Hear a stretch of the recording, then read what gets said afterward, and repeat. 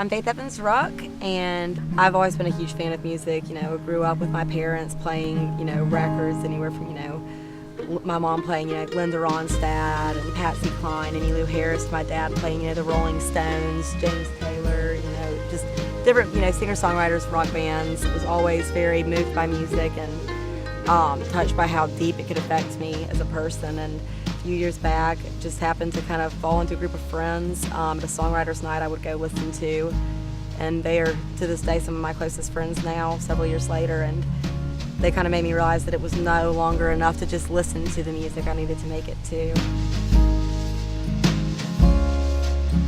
It has a lot of influences. I guess the best, if you wanted to broadly say something, it would be more like, Americana, because it does have that country, that blues, that folk, fusion and influence for sure. The first single that we'll be dropping, PBR Song, which is the first track on the album, has a very Memphis feel and has that kind of rounded out horn stacks feel to it. But then, where there's Heart of Blue, which is another one of the singles we'll be doing, and it has definitely more of a country feel to it. There's a lot of variety in there. We have a couple ones in there that have a little bit of a Hispanic feel. This being my first album, I guess, a lot of these songs are me kind of finding myself as a musician, and a lot of them are very personal songs, and a couple of them are just stories, but they're me kind of exploring the different areas within kind of the type of music that I know I like to play, and so it's exciting. I'm looking forward to that. I actually just started teaching myself how to play 2 years ago, and had a couple buddies show me a few chords, and started trying to take off with it from there, practicing hours at home. And then 2 years later, went and started meeting up with John Miller at the Memphis Music Foundation. I kind of set out like a 12-month plan with him, and that included this album. And so he put me in contact with Kevin Houston, who produced and engineered the album. And we started doing pre-production work, I'd say in December.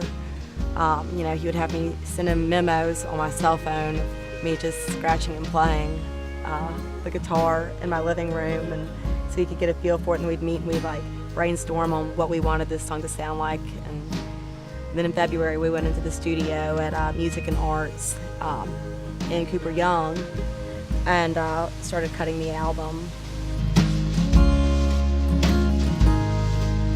Initially, I wasn't really sure where I was going to record. Then when I went in there, they just, it's this old exposed brick wall in the room where you record in, and has these two beautiful stained glass windows up top, and it was just, I was like, man, okay, this is it. This is an atmosphere I can get creative in.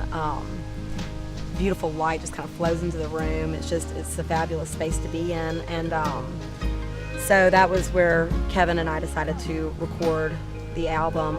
And I remember the first day we went in to actually do it, my bassist and drummer and I got in there early in the morning. I just remember the night before, my bassist stayed at my house so that we could get there on time. And I remember telling him, I was like, man, Poirier, I cannot sleep because, at 25 years old, there's not a lot of things that make you feel like Christmas morning does. When you're a kid, you just cannot sleep because you know that Santa Claus is going to come. And it was like walking into Christmas morning when I went in there, because I had not been able to sleep the night before. I was so excited. You're